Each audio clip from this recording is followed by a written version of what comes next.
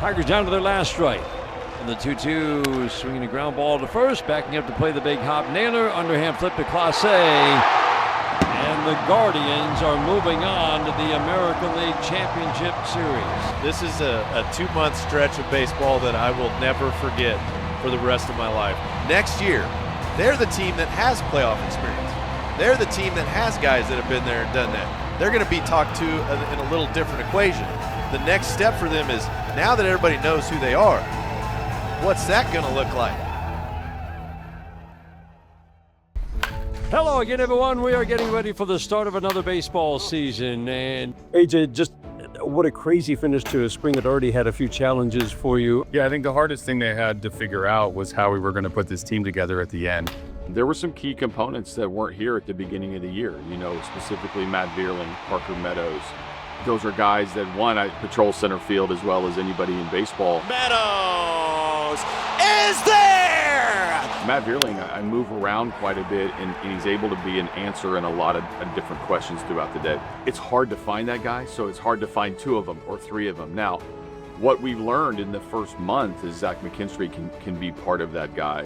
Andy Ibanez has been asked more out of to play a little bit of third, a little bit of second, a little bit of first. He can be part of that guy. So we can pick up the pieces from, some bad luck on injuries, and other guys can flourish. But we've got to be able to zig when others zag and move to the left when others move right to keep the other side, unaware of what we're going to do any given moment of the year. They do tally up all the wins, so you can win in April just as easily. You can put together a 31-11 stretch. And the Tigers are still unbeaten on the homestand. My name's Jason Beck. I cover the Tigers for MLB.com. I've been covering since 2002, otherwise known as the quote-unquote good old days. So I was curious how this team was going to handle coming off of what that stretch run last year was like. Jim Leland used to say when a team comes from, not out of nowhere, but makes a big leap forward and has success, sometimes there's that step back the following year as they start to learn how to deal with expectations. So I kind of wondered if that was a risk with this team, especially starting off against the Dodgers and then having the Yankees come to town that first homestand. That was going to be a risk. The way the Tigers navigated that, I think that laid a really good foundation for them. It's a resilient team. I think there's more resilience than they probably get credit for. He caught that behind his back. We believe we could have won the World Series. We kind of had that mindset going into spring. It's like we weren't good enough. But I think we did a really good job putting that in the past, accepting, our successes and being like, that was really cool. But now it's time to create 2025. I'd say we're grinders. We're going out there every day, facing dudes on the mound, and we're taking starters to 60, 70 pitches in the first 3 innings, and it's like, I feel like that's our definition of grinding, and we're getting into their bullpen a lot, and yeah, I'd say grinding is a word for me. We don't have just one way to win. We do have power, we do have speed, we do play defense, we have an aggressive mindset. You put that all in Comerica, and it really flourishes. I think our players understand this is a home field advantage. When we win and when we get the people to come out, it feels like a home field. It feels like the environment that you should flourish in. The music's loud, the fans show up, the party is real. Don't let the Tigers get hot. And our players match that with that enthusiasm. So I like how we've stacked some wins. I certainly like the style of play that we have, but we came in with a lot of confidence that we could identify the right things to push early to gain some wins. I think when he says stacking wins, also I think he means a win is winning that pitch. fly ball left field off the bat of Tork, way back and gone. Those wins are what create the actual win in the win column. And I think as a collective group offensively, that's what we're bought into, of every single pitch we're trying to win. To where 1 through 9, it's a really difficult lineup to navigate because we're competing every pitch and we're not going to let you get away with a mistake. And the month of torque that was March has now rolled into April. first and foremost, you're a manager of people.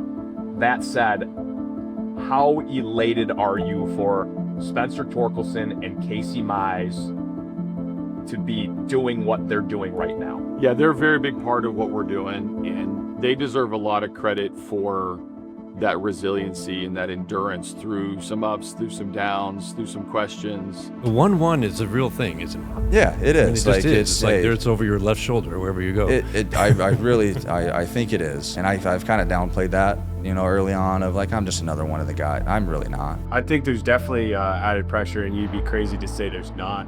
With the first pick of the 2020 MLB Draft, the Detroit Tigers select Spencer Torkelson. You just hear so many superlatives. I've had guys tell me they think he can step straight into the big leagues. He's the most advanced college hitter they've ever seen. I've had guys tell me on the 20-80 scouting scale where 60 is a plus player, that he could be a 70 hitter with 70 power, and that might be selling him light. The comp would be, anybody that hits something like 270, 10% or more walk rate above league average without excessive strikeouts, 30 to 40 homers. People will always write about how good you could be or what they want you to be, rather than you just going out there and being you. There's gonna be a million people that want you to be this or project you to be that, and I think as a #1 pick, I wasn't ready for the expectation. I wasn't ready, but I wasn't prepared. Like, I didn't know that was what came with it, and it took me 4 or 5 years to figure out, but it's definitely a clear path right now. I have a lot more appreciation for just being able to play instead of so much expectation. I'm just so grateful for the small stuff of, being on an active roster and being able to compete. Swing and a miss, beautiful slurve away, wipes out India. 2024 was difficult for me because I feel like I was pitching, but I didn't have the stuff ever when I wanted to have it. They've come out of it better players, they've come out of it better people, they bring it every day. Tork's been hitting everything this year. High fly ball, left field, deep, Waters back at the fence. Gone! You get off to a nice hot start, you narrow up the stance, you get inside back knee, into that back hip, and you let it eat. Run this. 1-1 to Torkelson, high fly ball, left field. This one's deep, majestic flight path, gone! I think the world around Torque has slowed down a little bit. It's definitely slowed down. I feel like I'm not trying to do too much at the plate. When they're simple and just trying to hit a single the other way, you see the ball a lot better. We head to the bottom of the ninth, last shot for the Tigers. Torkelson, who reached 5 times in the first 2 games, steps to the plate. He's had 2 good swings today. Bases loaded, 1 out. The 1-0. Swinging a line drive deep down the left field line. It's going to drop for a base hit, and that's going to deliver the win. Torkelson circles second and then gets mobbed between second and third. Oh, 3 in the bottom of the ninth. The gritty Tigers just never go away. Definitely a really cool moment, especially with like all the guys celebrating with me. But yeah, it's anytime you get a great opportunity to help the team win, it feels really good. Just as a competitor, as a winner growing up, it's just like it's in your DNA. He's producing at an elite level. He believes in himself, not just as a power hitter, but as an overall dangerous impact hitter. I think it's been in him for that to emerge now at a time when the Tigers, with all the injuries, have really, really needed it. I think has been a big stroke of fortune, and I think a big development for both the individual and the team. He's working his butt off every single day. He's making it look easy, I will tell you that, but it's not. It's definitely not easy. He's getting with the hitting coaches. He's coming up with game plans for himself. It's super fun to see, and that's why it's showing on the field. We already knew what he was capable of. Like, there was a reason why he was the #1 overall pick. Casey's another guy that's been able to ride the ups and downs. We don't share anything on a personal level, like with what we've gone through, but I think we definitely have an understanding for each other of like, hey, like I know what it feels like, and I got your back, you got my back, let's go do this.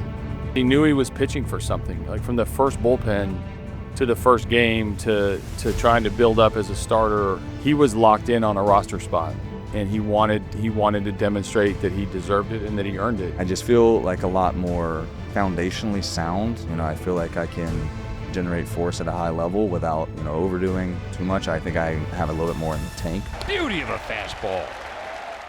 It's fascinating to see all that come together for him now. Just, the body finally being able to do what the mind has probably been wanting him to do for a long time now. It's easy to see. Every time he runs out there in the mound, he's fully 100% confident in himself, and everyone in here is as well. So, that's a big factor in pitching, and just how confident you can be in yourself and your pitches. Yeah, Casey Mize is feeling it right now. It's never been about them. It's always been about what they can bring to the ballpark every day to help us win, and now they're doing it.